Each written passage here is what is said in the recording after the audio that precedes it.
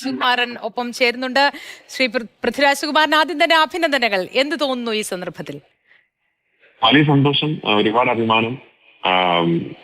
ഞങ്ങൾക്ക് എല്ലാവർക്കും ആടുജീവിതം എന്ന സിനിമയിൽ പ്രവർത്തിച്ച എല്ലാവർക്കും വളരെ സ്പെഷ്യൽ ഫിലിമാണ് അത്. റിലീസായ സമയത്ത് വലിയ രീതിയിൽ ലോകമെമ്പാടുമുള്ള സിനിമാ പ്രേക്ഷകർ ആ സിനിമയ്ക്ക് ഒരു സ്വീകാര്യത തരികയും പിന്നീട് ഇത്രയും അംഗീകാരങ്ങൾ ആ സിനിമയെ തേടി എത്തുകയും ചെയ്യുന്നു എന്ന് പറയുന്നതിൽ വലിയ സന്തോഷമുണ്ട് തീർച്ചയായിട്ടും. മാത്രമല്ല, ഈ സന്ദർഭത്തിൽ ഈ സിനിമയ്ക്ക് വേണ്ടി എടുത്ത പ്രത്യേക പ്രയത്നം അതെടുത്തു പറയേണ്ടത് തന്നെയാണ് എന്ന് തോന്നുന്നു, അല്ലേ?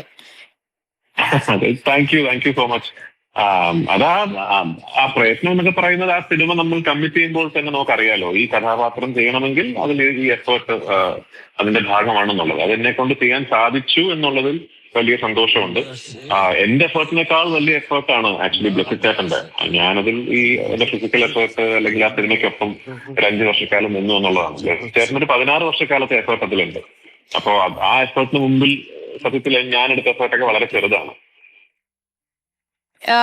പൃഥ്വിരാജ്, ദിവിഷ് ചേരുന്നുണ്ട് ഇപ്പോൾ. ദിവിഷെ, നമുക്ക് മികച്ച നടനൊപ്പം ചേരുമ്പോ നമുക്ക് ഈ സന്തോഷം മറച്ചു വെക്കാനാവുന്നില്ല, അല്ലേ? ബ്ലെസ്സി സാർ ഇപ്പൊ പറഞ്ഞത് ഗൂഗിളിന് കിട്ടിയതിൽ വലിയ സന്തോഷം. എനിക്ക് തോന്നുന്നു അങ്ങേക്കും അതൊരു വലിയ ഹാപ്പിനെസ് ആയിരിക്കും, അല്ലെ? നിങ്ങളുടെ കൂടെ ഒരു പുതിയ തലമുറക്കാരൻ ഇങ്ങനെ ഒരു നേട്ടം നേടുമ്പോൾ. അയ്യോ, തീർച്ചയായിട്ടും. ആ സിനിമയിലുള്ള കിട്ടിയിട്ടുള്ള ഓരോ അംഗീകാരങ്ങളും ആ സിനിമയിലെ എല്ലാവർക്കും അവകാശപ്പെട്ടതാണ്. അത് വെറും ഒരു ഭംഗിവാക്കായിട്ട് ഞാൻ പറയുന്നതല്ല. കാരണം ആ സിനിമ സൃഷ്ടിക്കപ്പെട്ട സാഹചര്യം അങ്ങനെ ആയിരുന്നതുകൊണ്ട് ഒരു ട്രൂലി ഒരു ബ്രദർഹുഡ്, ഒരു ടീം എഫേർട്ട് ഞാൻ ശരിക്കും ഫീൽ ചെയ്ത സിനിമകളിൽ ഒന്നാണ് ആടുജീവിതം. അപ്പൊ അത് ഗോകുലിനെ പോലെ ഒരു പുതിയ ആർട്ടിസ്റ്റിന് തന്റെ ആദ്യത്തെ സിനിമയിൽ തന്നെ ഇത്രയും വലിയൊരു അംഗീകാരം കിട്ടി എന്നുള്ളത് ശരിക്കും ഞങ്ങൾക്കൊക്കെ ഭയങ്കര അഭിമാനം തോന്നിയൊരു കാര്യമാണ്. Gokul is A wonderful artist. ഞാൻ ആടുജീവിതത്തിന്റെ ഓഡിയോ ലോഞ്ചിന് സ്റ്റേജിൽ വെച്ച് പറഞ്ഞതുപോലെ തന്നെ ഞാൻ ആ സിനിമയ്ക്ക് വേണ്ടി എടുത്ത എഫേർട്സിനെ കുറിച്ചൊക്കെ ഇത്രയും സംസാരിക്കുമ്പോൾ മറന്നു പോകാൻ പാടില്ലാത്തൊരു കാര്യം, ഞാൻ എടുത്ത അതേ എഫേർട്ട് എടുത്ത മറ്റൊരു ആർട്ടിസ്റ്റാണ് ഗോകുല്. എന്നെ പോലെ തന്നെ അത്രയും കാലയളവ് ആ സിനിമയ്ക്കൊപ്പം സഞ്ചരിക്കുകയും ഇത്രയും ശാരീരികമായിട്ടുള്ള ഒരു എഫേർട്ട് എടുക്കുകയും ഒക്കെ ചെയ്തൊരു ആർട്ടിസ്റ്റാണ്. ആ കുട്ടിയുടെ ആദ്യത്തെ സിനിമയാണ്.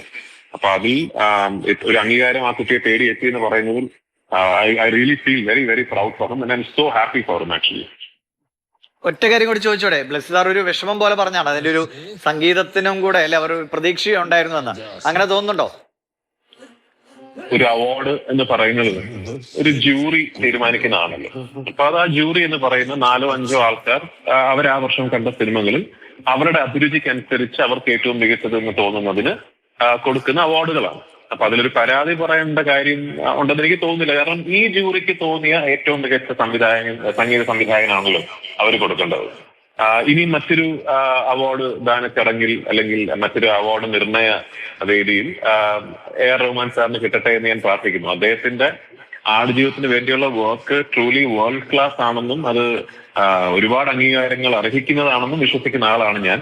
പക്ഷെ ഐ എം ഷുവർ ഈ വർഷം കേരള സംസ്ഥാന അവാർഡ് കിട്ടിയ സംഗീത സംവിധായകന്റെയും വർക്ക് വളരെ മനോഹരമായ വർക്ക് ആയിരുന്നിരിക്കണം എന്ന് തന്നെയാണ് എന്റെയും ഒരു നിർണയം. ആൻഡ് അങ്ങനെ ഒരു ജൂറി നിശ്ചയിക്കുന്ന ഒരു അവാർഡിന് ഒരു പരാതി പറയുന്നതിൽ എനിക്ക് ഒരു അഭംഗിയുണ്ട്.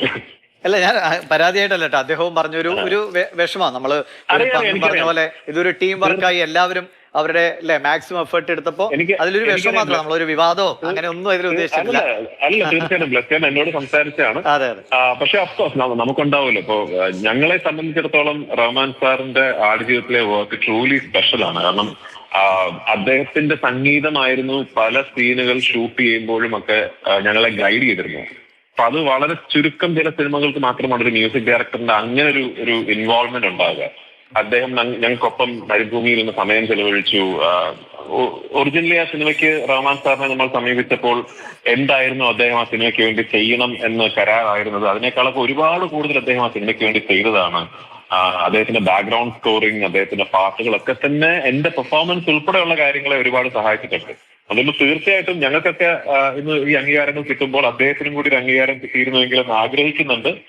പക്ഷേ my hearty congratulations to whoever has won it. എനിക്ക് പേര് പെട്ടെന്ന് ഓർമ്മ കിട്ടുന്നില്ല. I'm sure that is also an equally good work.